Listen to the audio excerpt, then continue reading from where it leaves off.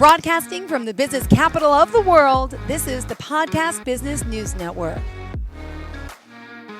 Welcome back to the show. We are so excited to continue our discussion with Jake Horne. We are talking about the gap year and all his work helping you as a student, as a family member, even those parents out there who are dealing with their children, going to college, but then thinking about this pre-gap year. Well, guess what? It's an amazing thing. He's lived it, he's done it, and he's helping coaching families and students all over the world with the pre-gap year planning. And welcome back to the show today. How are you? Fine, Jill. I'm happy to be back.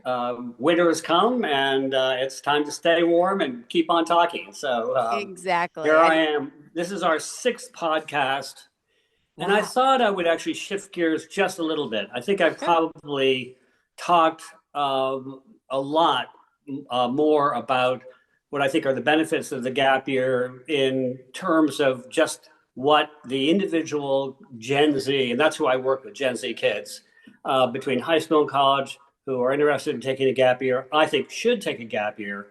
And a lot of it, what I've been talking about is developing those skills of self-awareness, broadening perspective, resilience, just understanding the world more and who they are and what their purpose in life is. And that's incredibly valuable. But I wanted to shift gears a little bit more to make it more concrete. And that is how this plays out in life and the business world with careers and jobs specifically.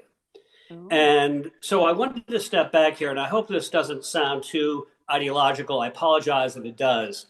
But everybody seems to be thinking or seeking the golden age of America again, getting back to the good old days and when all was good. And the fact of the matter is, those days are not going to return because the genie's been let out of the bottle. We live in a world which is technologically driven.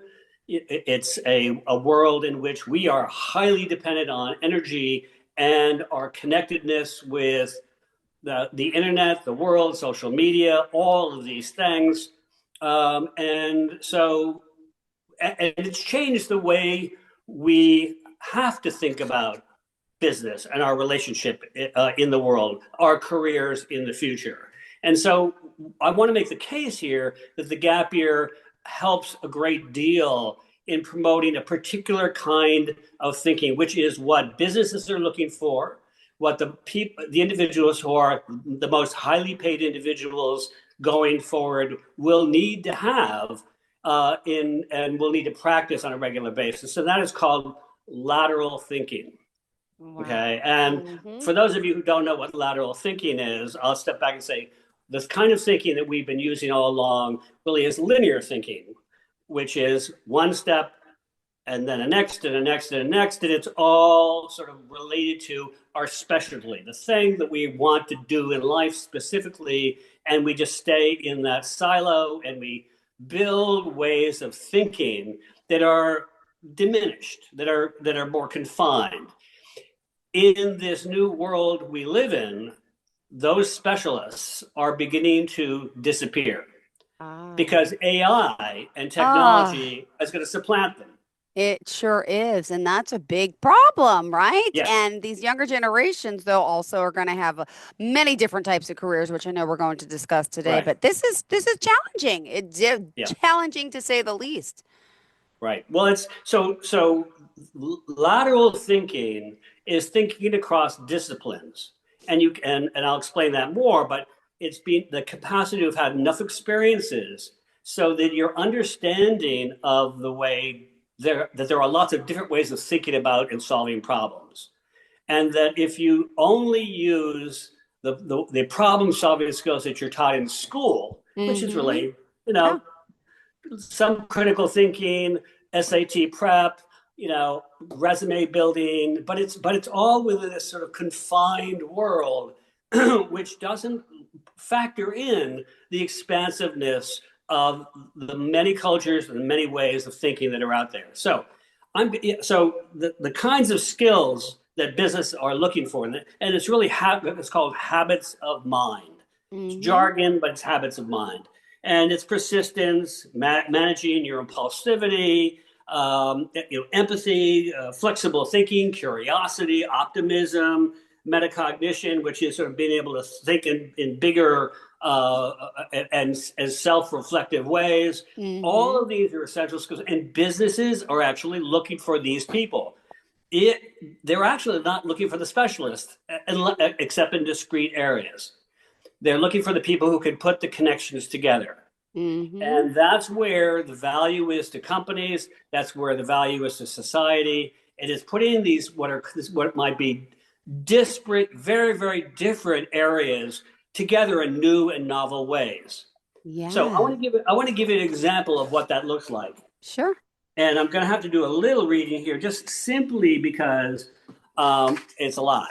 I know. Go But for it. okay, so the smartphone. Mm. The smartphone is almost the metaphor for lateral thinking. Okay, it's Yes. called a smartphone. It's a phone. Okay, it started off as a phone and became something very, very different. Ooh. So what are all the very different silos and disciplines that went into creating the smartphone that we all are so heavily dependent on? Well, and you have to have a telecommunications and networking system. Okay, that was developed before the smartphone existed. That's when computers were put together and wired together, networked together to share information between research centers. That evolved Mm-hmm. eventually into a much more open platform, but it's computer to computer. It's sharing communication.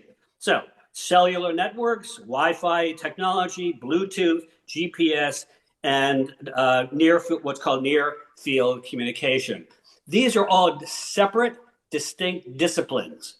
They were all brought Mm-hmm. together by the creative minds that are out Wow. there to create a telecommunications and networking system, which the smartphone wouldn't exist without.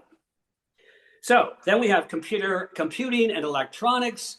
That goes into the hardware of what is a phone composed of in terms of hardware, and it's a lot. I mean, it's these microprocessors, Yeah.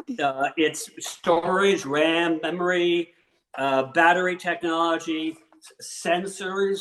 I mean, these are all very, very discrete. And again, Yeah. I don't want to bore you here, but the point I'm trying to make is that you need to bring together, if you're going to be a creative and you're going to think laterally, you have to think in new ways of solving the problem and creating new opportunity. LEDs at displays, touch screens, Gorilla Glass. I don't know if you know what that is, but I mean, these are indestructible screens. Mm-hmm. Uh, Camera technology. I mean, the camera thing has become an enormous thing and its application can be used in an enormous number of ways. Just taking pictures, optical image stabilization, software enhancement, uh, operating systems and software. All the apps we have, all the operating systems, they all have to be in a line and put together. Separate discipline, whole bunch of different people work just in that realm. And certainly audio and multimedia, these are, again, separate, distinct silos and disciplines. Speakers, microphones, digital audio processing, Mm-hmm. connectivity, data Wow. transfer, security and encryption, material science. These are, and again, my point here, and then you throw in the artificial intelligence on top of that, Yeah. which is blazing now, and wireless and sensor technologies. And then you have the manufacturing of things. Of These are course. literally 12 separate areas with sub areas that were brought together through Apple technology, through Steve Jobs' brain and his team, and they thought laterally and said, "How can we enhance this phone? It's just a phone." And they put it all together, and they've created this thing which none of us is going to want to ever give up. Yeah. So the genie's out of the bottle, the horse is out of the barn. We are dependent on this technology, and it's been brilliant.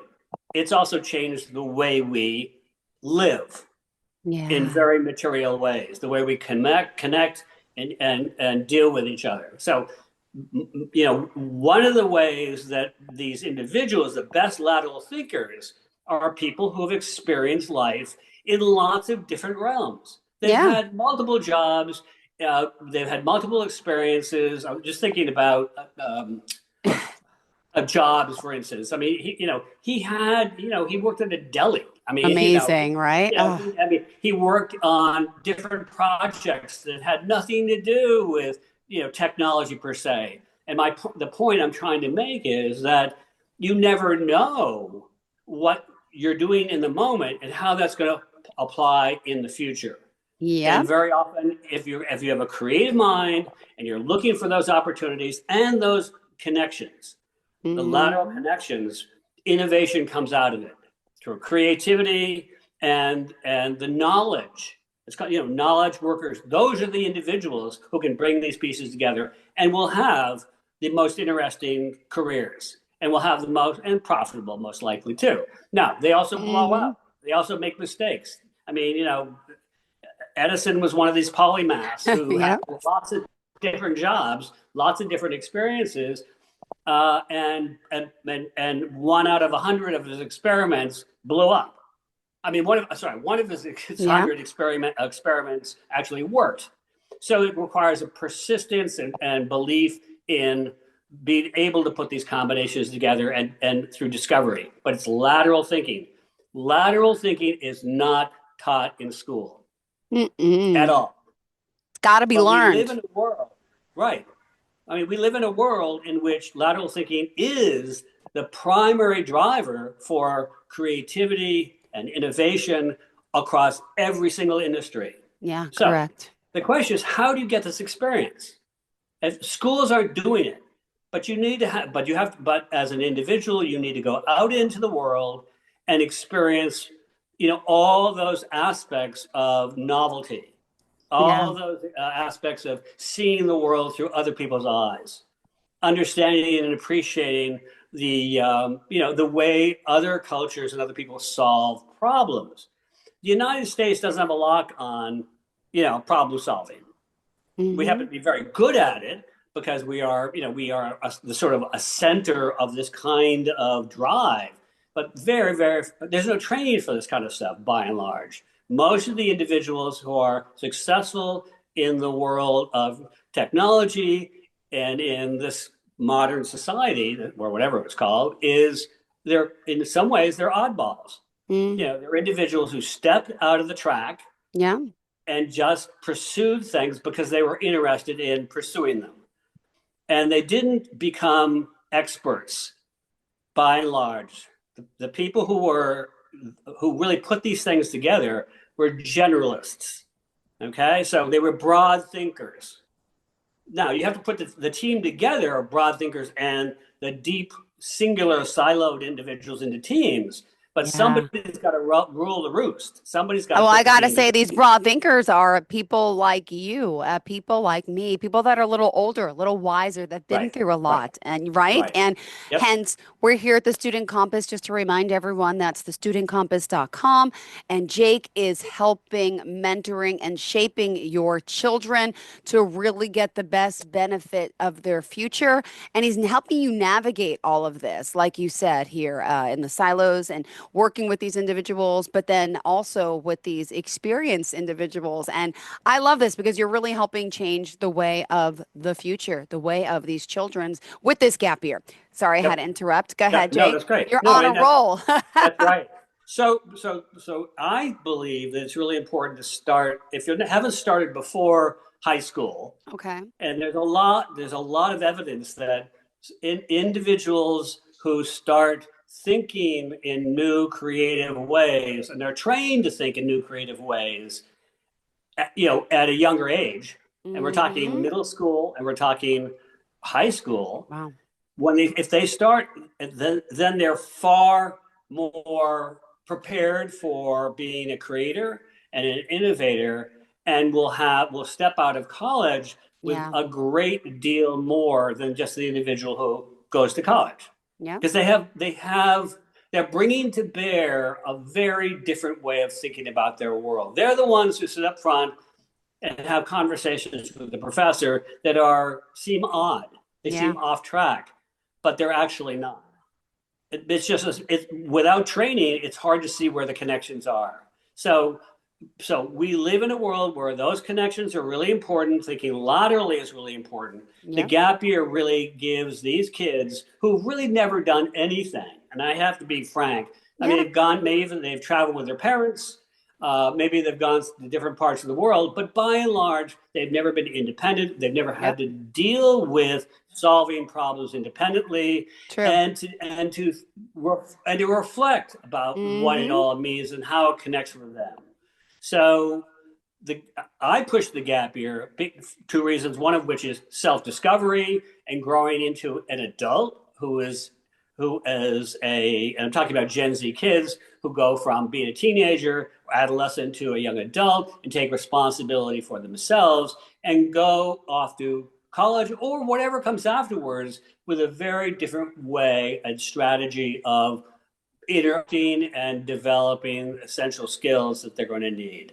Those old skills of the manufacturing society we lived in, the industrial society, they're not going to be around. They're not going to be helpful. No, they're not. Those individuals are not going to have and not going to be able to participate in this world very well.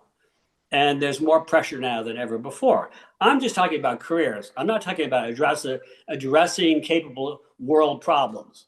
Be it climate, be it issues of environment, be it how to think about Yeah. technology as it relates to the human experience.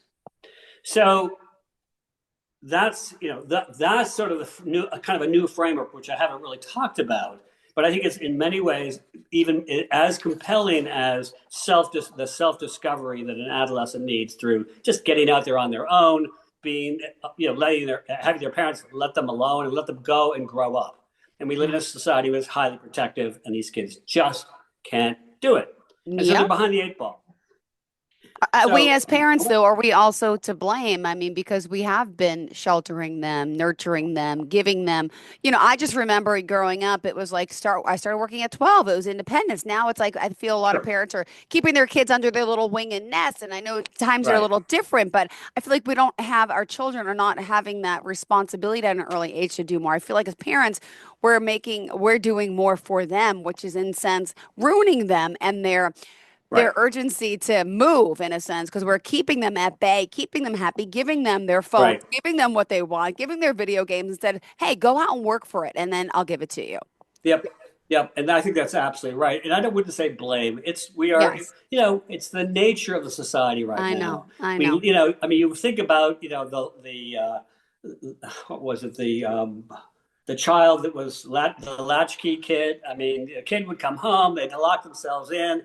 And the impacts of things like the pandemic, the traumas Yep. that have happened Mm-hmm. for the last 24 years. I mean, there's good reason to be fearful, but Absolutely. in the face of all that, parents really Yeah. have to be much more willing to get their kids to be ready for this world. And so Yeah. we've been moving in the opposite direction. We're hunkering down. We're becoming this much more insulated country, I believe, in this more expansive global world. And it's interconnected. Everybody's talking to each other, but at the same time, it's like, you know, they're them, we're us, and Yeah. there's no middle place. And it's just like that's not the way the world is. That's not the way biology is. That's not the way the human mind actually functions. And if you as a parent want your child to be really successful, don't shoot for the first job. Don't push them to take a Yeah. job just to Mm-hmm. get going, because they'll be successful probably for the first 3 or 4 years, Mm-hmm. but they won't have any of the skills to build on to be able to take it further. And Absolutely. ultimately, the individual who Yep. goes on and builds those skills, goes off to college, challenges the world, is going to make a couple million more. I mean, in terms of just pure wealth. They're just simply going to have more opportunity, and they're going to be able to play out those skills in ways that are really very innovative and productive, and make them feel as if they're contributing and has real merit. So Great points. I just wanted to run through, I just wanted to run through a couple things here, and I'm sorry, I'm looking at, there's so many things here. No, I know, and we got a So late start, so we got I 5 minutes. know. Go ahead, sweetheart. Okay. So I just want to say, so in terms of emerging and future careers, I'm just going to run through a couple of them. AI Sure. ethicist. Okay. Now, AI is going to present all sorts of complications, and who's going to run who? Who's going to monitor this? This nobody knows what it actually is yet, but it's actually taking the world by storm. But there have to be ethicists out there and structures to be able to make decisions about what the impact will be. And so there's that. AI trainer for emotional intelligence, training AIs to be emotionally intelligent. I mean, that's a very human trait. Okay. Somebody's got to be, or people have to be focused on making AIs actually useful to human beings more than just in the mechanics, more than just at a superficial level. Um, Autonomous vehicle technician. Okay, I mean, it's like these cars are going to start driving, or these whatever they are, they're going to start driving, themselves. Well, people have to be trained to take care of these machines, and they're still not ready. If you look at the workforce, it's way behind the curve. But you have to know more than just using a wrench. You have to know the electronics. You have to know the algorithms. You have to know all the quirks of the way electronics works and the way it's interpreted by this AI that is actually running the machine. Nanomedicine specialist, developing microscopic devices for targeted therapies. This is coming down the pike, but this is a whole field of medicine that is, the training for this cuts across physics, biology, chemistry, technological. It's interconnecting with the surgical side of medicine. I mean, this is all, surgeons are going to have to know how to do this. I'm sorry, this I could go on with this. Vertical farming engineer. Whoa, I mean, that's one I never heard of. Where's the food going to come You're right. from? As there's diminished land, as supply chains get disrupted, as water becomes harder and harder to get your hands on, as the environment changes, hot, cold, these dramatic changes. I mean, how are you going to grow food? Yeah. Use all those big, beautiful buildings that are behind you to build farms, and this is being done. But you have to know how to do this well and at scale. Space tourism guide. I mean, I always thought that was pretty cool. You go up, in SpaceX or something like that, and you take people around and you show them, various asteroids or exoplanets, and you talk about what they're seeing. I mean, this is coming, and it is a pretty interesting world. Asteroid mining engineer. I mean, that's a big piece. I mean, there's so many precious minerals that are out there that we've already tapped out of the United States or around the world, but they're all over the solar system in on rocks that are just floating around as asteroids or exoplanets. So there's a lot, and I would encourage everybody, all kids, all parents, to simply slow it down, not get so panicky, and let their kids experience the world and have lots of different experiences, because they will be far better prepared. Well, thank you so much. Unfortunately, Jake, we're out of time. Tell us how we can contact you, please. Yep. So my name is Jake Horne, Horne. The name of my company is The Student Compass. I work with Gen Z students on gap years, and it's Jake Horne 8216@gmail.com, and Google, The Student Compass. Exactly. And it comes up. Thank you so much. Interesting conversation. I hope people take advantage and reach out to you, I should say. And thank you for the conversation. And it's changing my eyes. My kids are 7 and 9 or just turned 10. And it's like this whole new world out there. Thank you for enlightening me and so many. Reach out to Jake, everyone. Have a fantastic day.